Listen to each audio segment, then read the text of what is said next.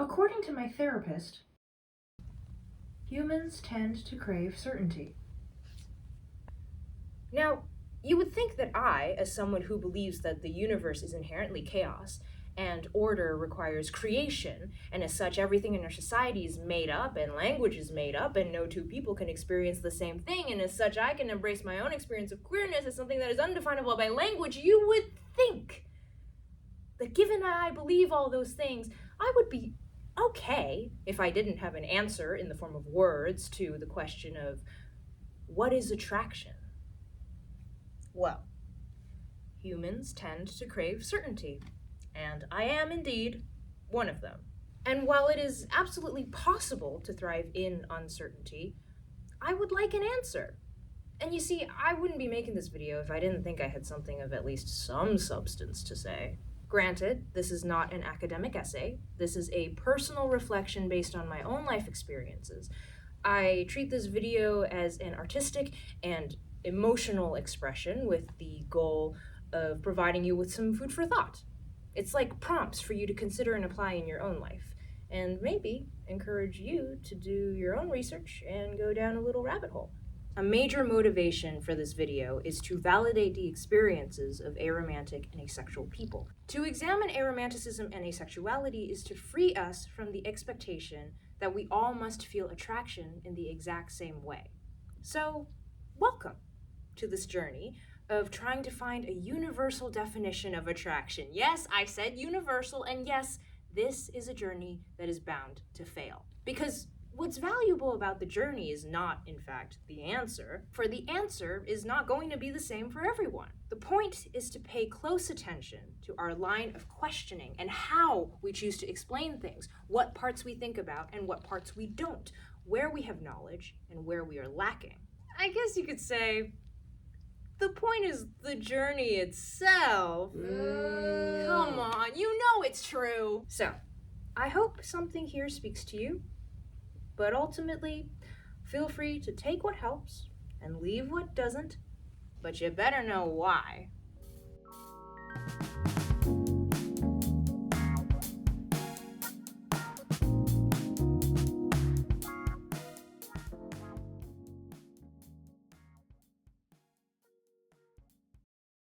Imagine some guy just standing there. That's me. I'm some guy. So in this moment, I am in a neutral mood.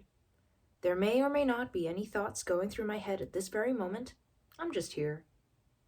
And then I turn my head. And oh, ice cream! I see an ice cream stand.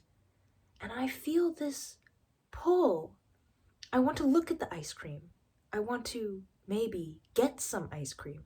I imagine a scene in my head of how nice it would be to enjoy a sweet treat. I think attraction is an emotional pull. It's a mental force, a sort of motivation towards something, like a magnet drawing you in. There are sometimes physiological indications that come with attraction. You might feel your heart beat faster, you get a little more excited or nervous, you can't stop looking or sneaking glances at the subject of your attraction. But you also don't need to feel these external sensations to know you're attracted to something or someone. You can also just feel that internal tug, like you gravitate towards them.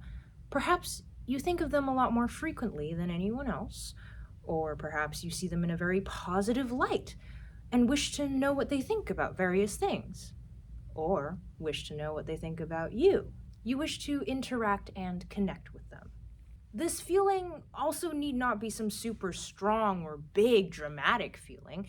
Any feeling of being drawn to something or someone can be counted as you experiencing attraction.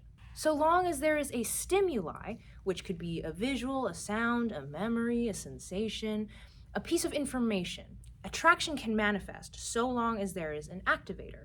And some things will attract you more than others. And just because you're attracted to something doesn't mean it's good for you. There may be a conscious reason you can name, there may be a subconscious reason that you're unaware of, and both are valid. It doesn't have to matter if you can verbalize it or not, though understanding your reasoning can help you make choices that feel more true to yourself. Okay, so I'm feeling this emotional pull, right? Maybe the reason I'm attracted to the ice cream is, hey, I haven't had ice cream in so long. Or, the weather today is perfect for ice cream. Or, ooh, there's a new flavor I want to try. Or, I just feel like ice cream. Either way, I am attracted to the ice cream. However, my being attracted to the ice cream does not dictate that I will get the ice cream. I might remember that I had a stomachache this morning, so I should probably not get ice cream right now. I could still be attracted to the ice cream, but I would have used my judgment to decide that I won't pursue it for reasons that are important to me. And just because I'm attracted to ice cream today doesn't mean I'm going to be attracted to ice cream forever. There are going to be some days where I'm not attracted to ice cream, and then the next day I might be attracted to it again. And I might even eat ice cream when I don't feel a pull to it. Seems kind of nonsensical, right? We'll get to that. Okay, you might be thinking, Jean, what? Are you equating people to ice cream? No, I'm not saying that the two are equal, nor am I saying that the type of attraction is the same. When you look at an ice cream, you're not gonna think, oh man, I'm gonna treat that ice cream right. I'm gonna marry that ice cream. I'm gonna build that ice cream a lovely home. I'm going to respect the feelings and boundaries of that ice cream. No, obviously not. Unless... What I am saying is that attraction is a distinct sensation that can, in fact, be observed in oneself. Now, applying it to a person. When you look at a person, whether it be a stranger or a close friend of 10 years, you feel some way about them. You might look at them and think, this person is safe. This person is cool. This person I want to get to know more about. And so on and so forth. So sometimes that feeling includes attraction, and sometimes it does not. Simple, right? I believe that there are pretty much infinite ways for attraction to manifest. It's not just for sex, it's not just for dating, it's not even just for friendships. Attraction can be relevant in literally any scenario. Here are some general examples. You might feel aesthetic attraction, where you really want to look at someone. Maybe their face is very nice to look at according to your personal visual tastes. You may feel physical attraction, where you really want to have skin-to-skin contact with someone. You may feel familial attraction, where you really want to take care of someone and be a parental figure to them. There are more specific versions as well. Maybe you meet someone and your attraction to them is distinctly, this is someone I would love to go to a museum with, but I would not like to see a movie with them. Or, this is someone I really want to collaborate with and start a business with, but I would never want to live with them. Or, this is someone I want to kiss, but I don't want to sleep with them. I'm attracted to you because I feel comfortable around you. I'm attracted to you because we have really great conversations. I'm attracted to you because I feel like I can trust you. As long as you feel some sort of emotional draw, whether it be super strong or super light, I would say that's attraction. And none of this has to be logical or reasonable either. You don't need a reason to feel the way you do about someone, whether you're attracted to them or not. It's all feelings, and feelings are information. Information from which you can figure out the best course of action to take. Another way to figure this out is by making your own attraction/relationship diagram. Take it away, PowerPoint Gene. So an attraction/relationship diagram is basically a visual representation of the way that you feel attraction and experience your relationships. Basically, it's a way to help you conceptualize yourself and to better understand yourself. I get that this might sound kind of rigid as a way of learning about your attraction and relationships, because it's like, oh, categorizing and such, and it kind of like goes against what I usually say about queerness being fluid and embracing that fluidity. But here's the thing. The examples that I'm showing you in this video are only 3 out of like a million or infinite ways that you can create this diagram. One person might function best with a person-by-person list of their relationships and the details of it. Another person might only have 2 categories and it works for them. So this really is just about finding the diagram that works for you and is helpful to you. There are no rules to how to do this as long as it makes sense to you. So in a way, I do consider this a pretty fluid method because it embraces all of these different options. You can also make as many lists or types of lists as you want. So let me explain the examples that I want to show you today. The format that I'm able to wrap my head around the most is the Venn diagram. It sort of visually represents what I experience the most closely. Here's a general example for reference. Here we have platonic attraction, romantic attraction, and sexual attraction. Now, theoretically, you would be able to put at least one person in each of these areas. So for example, I feel platonic attraction to this person, or I feel romantic attraction to this person. I feel sexual attraction to that person. This person I feel both platonic and romantically about. This person I feel both platonic attraction and sexual attraction for. And this person I feel romantic and sexual attraction for. And this one I feel all 3. But it's also possible that at a given time, there might be an area where there's no one taking up that space. Just because you don't have someone in a specific area currently doesn't mean that you don't experience that attraction still. So yeah, there isn't a simple answer to it, but perhaps this could be a fun little puzzle for you to explore. Now let me show you 3 real personal examples. Example 1. First of all, this person experiences friendship. This is defined as people that they enjoy being around. And within friendship, they experience platonic attraction. This means that they only experience platonic attraction once they're friends with someone. And for them, platonic attraction means that they have a matching style of communication and humor, they want to know this person's thoughts on everything, or they want to spend a lot of time with this person. Then, within platonic attraction, this person experiences romantic attraction, which for them means a committed partnership and thinking about the future together. Now, this person also experiences physical attraction, and this physical attraction can overlap with friendship, platonic attraction, and romantic attraction, but it can also be experienced on its own. Physical attraction for this person is defined as anyone that they would be comfortable snuggling with. For this person, sexual attraction is a subcategory of physical attraction. So they can experience physical attraction without sexual attraction, but they cannot experience sexual attraction without physical attraction. And for this person, sexual attraction would mean being interested in being in a sexual relationship with someone. So that's the first example.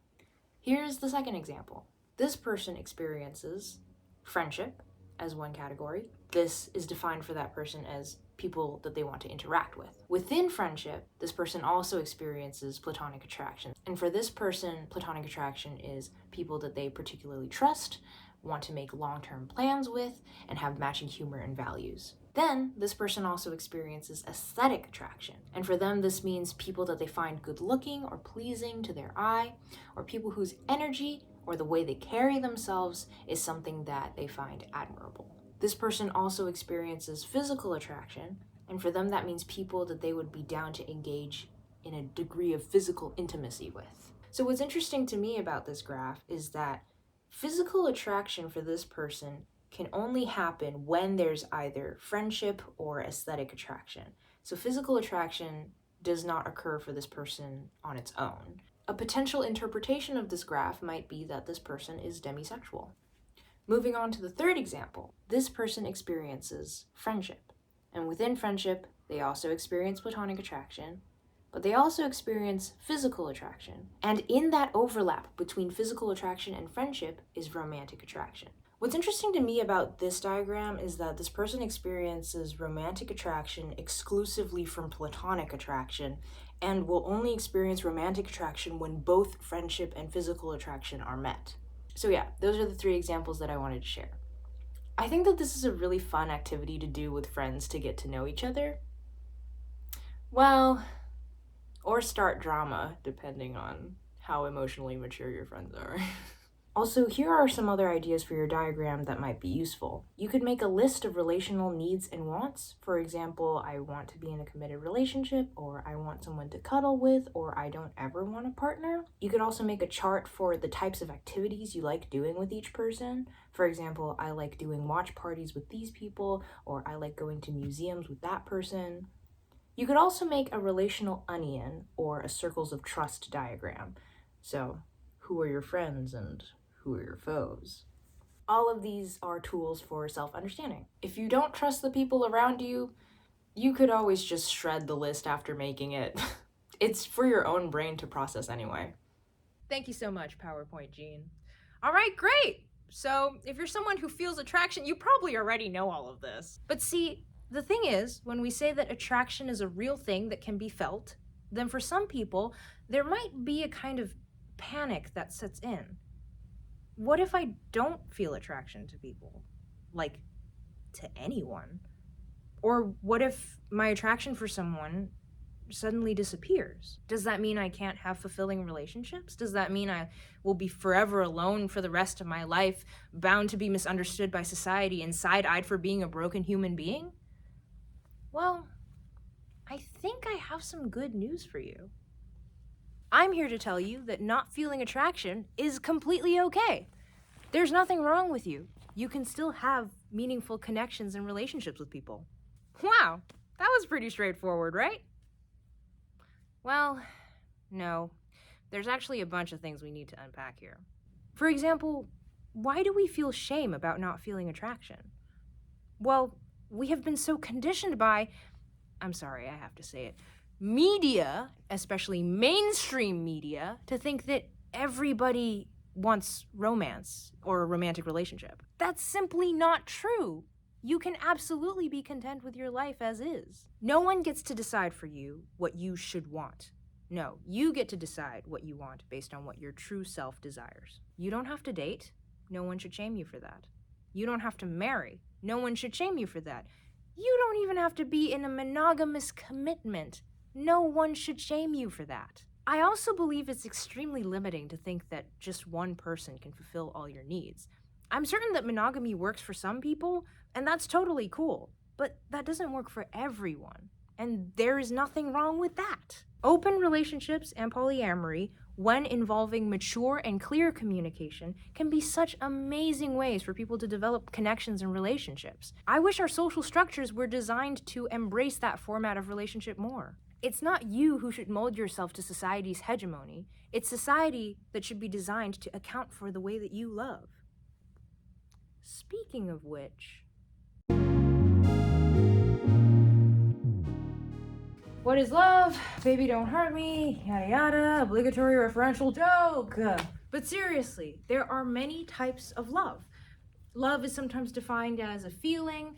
Love and attraction can sometimes overlap. There's healthy love and there's unhealthy love. That's a whole can of worms right there. To keep this video clear and concise as possible, I'm just going to tell you what I think of it. You don't have to agree. In fact, feel free to disagree. It's a way for you to exercise your critical thinking. This whole video is just me rambling, honestly. So yeah, don't let me tell you what to do or think. I'm just sharing my current perspective. Okay, so the way that I conceptualize love is through action and behavior. Each person loves in a different way, and the way that a person loves can change many times throughout the course of their life. Love can look like doing something for someone because you care about them. You care to communicate with them. You care to be vulnerable with them. You care to set boundaries with them and respect their boundaries. You care to spend time with them. You care to think about what you each want from the friendship and work with each other so that all parties can be fulfilled. And self-love is doing all of that with yourself.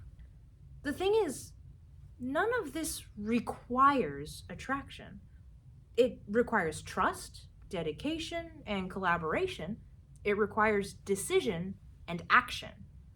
Attraction is a propellant that can come and go. It's not guaranteed to last forever, and it cannot always be relied on, depending on each person's experience. So, if love is an action which one can decide to do based on a given reasoning, then love is not exclusively bound to attraction. If anything, attraction can amplify acts of love. But love is its own thing completely, in my opinion. Which brings me to... Some forms of attraction are easier to define for a lot of people. For example, sexual attraction, which is commonly understood as the desire or emotional pull to engage in sexual interactions or physical intimacy with someone. If you feel drawn to someone or feel a sense of yearning to be physical with them in a sexual way, then that's sexual attraction. Ultimately, though, I think that whatever you define as being sexual is sexual, because you're the only one who knows what sexual feels like for you. If someone holding your hand feels sexual to you, that's totally possible and completely fine. You just need to know that about yourself so that you can communicate it to other people. Then they can be on the same page as you. You can also feel physical attraction without sexual attraction, where physical attraction might be more like you want to cuddle with the person or hold hands or kiss, but not necessarily mush your genitals together. Again, this depends on what you personally consider sexual or not. On that note, we know that various forms of attractions are not mutually exclusive, nor are they inherently combined. You can feel platonic and sexual, but not romantic. You can feel romantic, but not sexual. You can feel romantic, but not platonic. You can even feel none of these attractions at all, as we've established. Now, to look at a more specific and personal example, I think the toughest thing for me to figure out has been the difference between platonic and romantic attraction. Let me tell you what I mean.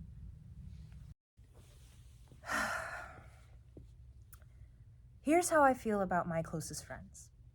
I love them and I want to be there for them, and I want to be friends with them for as long as possible. I think it would be amazing if we could live close to each other and we all learn how to take care of ourselves together and be able to hang out or collaborate creatively together really easily and give support and encouragement to each other during the tough times. I want to be in a community with them and experience a lot of life and time with them. And they mean the world to me. It's not that I don't ever want to live on my own and explore the world. I mean, that could be really cool. But I am dedicated to make those friendships work for as long as possible. I am emotionally dedicated to these people. So, am I in love with my friends? Yeah, I'd say so. But see, the thing is, this is what people would commonly interpret as romantic attraction, but towards people that I would put in the friends category, which is to a lot of people where you would just feel platonic attraction, apparently. And so, this is a moment where I know it doesn't really matter what the answer is, because I know what it is. There just isn't a word for it. I suppose it's a mixture of romantic and platonic? Friendship and romance for me are pretty closely linked to each other, and there's so many things that overlap between the two. Think about it. Where is the line drawn between a hangout and a date? The only thing that differentiates them is the context that the participants have constructed. For example, we are doing this as friends, or we are doing this as romantic partners. Take that context away and they're basically the same thing. A hangout is a date and a date is a hangout. You can kiss someone platonically. You can high-five someone romantically. You can cuddle for the sake of cuddling without any attraction involved. The actions themselves do not define the attraction or the relationship. What defines the attraction and the relationship is the attitudes and expectations of the people involved. So, no action is inherently romantic.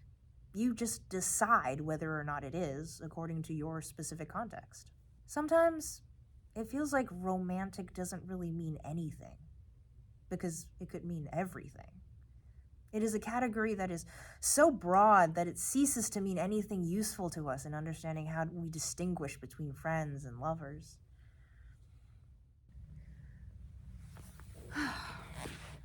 So, this may be an unsatisfying conclusion, but my answer is, you are the only one who knows what it is you feel. You are the only one who can know and choose what is right for yourself, what is true to yourself. And while labels are not universal, they can still serve the purpose of communicating your experience more easily, and you get to elaborate on your personally tailored caveats so that if you wish to pursue a partnership, you can more effectively verbalize what your wants and needs are, and you can find people who are more compatible with you, or you can find your community. It also helps people to know what to expect, but in order for them to know what to expect, you need to know yourself well enough to explain it to them. Like the labels aromantic and asexual. An aromantic person is often defined as someone who does not feel or feels very little romantic attraction, and an asexual person is often defined as someone who does not feel or feels very little sexual attraction. Now, I would like to adjust those definitions to be more like a person who does not experience the socially expected versions of attraction. Speaking of aro and ace, I want to talk about two main things. Firstly, aro and ace are a spectrum of identities. And secondly, how aro and ace people can still date and have sex if they want to. What is the aro and ace spectrum? Well, this basically means that there is a range of experiences that can be categorized as aromantic or asexual. Some aro people will date or do romantic things, and some don't. Some ace people have sex, some don't. Doesn't make you any more or less aro or ace, it's just different types of experiences. You can't define it for anyone else except yourself, like we've established. So, how do you have sex without sexual attraction? Now, as I mentioned with the ice cream, just because I am attracted to something does not mean I will make the decision to pursue it. Similarly, just because I don't feel attracted to something doesn't mean I don't want to engage with it at all. Of course, there should be enthusiastic consent. Here's an example. If I was with my friends and they all wanted ice cream, even if I wasn't feeling like having ice cream that day, I can still enjoy the taste of it, maybe just get a spoon and try a little bite of each of my friends' flavors. You see, I can still enjoy the experience of having the ice cream, even if I'm not attracted to it. The experience involves more than just the ice cream itself. It also involves the emotional connection with my friends that comes with experiencing ice cream together. So you can still find something fulfilling, even if you're not attracted to it. You might just do it less or under very specific circumstances. As such, a person can have sex even without sexual attraction because they're fulfilled by doing that specific activity with someone they care about and trust to do it with. And a person can date or pursue a committed relationship even without romantic attraction because dating is not inherently romantic. It's about forming an emotional connection and developing trust. Consider queer platonic relationships and that category of committed relationships. The whole point is that relationships can exist in a million different ways. You don't have to kiss in order to be a couple. You don't even have to live together in order to be a couple. You can define your relationship on your own terms. So, in conclusion, I believe that attraction can take on a lot of different forms. And I believe that attraction, like any other feeling, doesn't have to control our decisions. We get to learn and learn and learn as we live, we love, we lose. And through all those experiences, we keep gathering data about ourselves on what we want, what we need, what we hide, and what we truly believe. It's not easy to figure all this out. We spend our whole lives doing it, and the answer can change many times before we find something that feels close enough. And what's more, I'm sorry, I have to say it again, media, especially mainstream media, still has a long way to go in terms of representing different kinds of love and, of course, different queer identities in a more open way. Though, I will say, we are talking about this stuff a lot more nowadays, especially in internet and social media spaces, and I do think that counts for something. I hope that more people make art about aromanticism and asexuality, because there is nothing quite like the feeling of being seen. Your emotions presented upon a stage, real and raw and true, written and performed, and you know in your heart, finally, that you are not alone. On page 134 of Angela Chen's book titled Ace, Chen writes, "It is connection and personal fulfillment that count. not received ideas of what different types of relationships should look like or which forms of relating are superior. Life can take so many shapes and look like so many things, like devotion to family, friends, a cause. It can look like strong feelings for others, even when those feelings don't slot neatly into categories, and falling in love without sexual desire. Simple stories about passions equaling sex or passion reserved only for romance, about needing to be validated by the love of others, and about friendship not being as important as all that fuzzy category of romantic love, all distract. The effects of these stories is powerful. The disadvantages they bring are real, but look a little closer, and the authority can begin to crack. Please, please, please check out this book. It was a huge inspiration for this video, and it's really worth a read. It talks about both aromanticism and asexuality, as well as the topic of sex in society as a whole. It's way more in-depth, and it has citations. All right, that's it for this video. I have run out of steam, and I have delivered the message that I wish to deliver.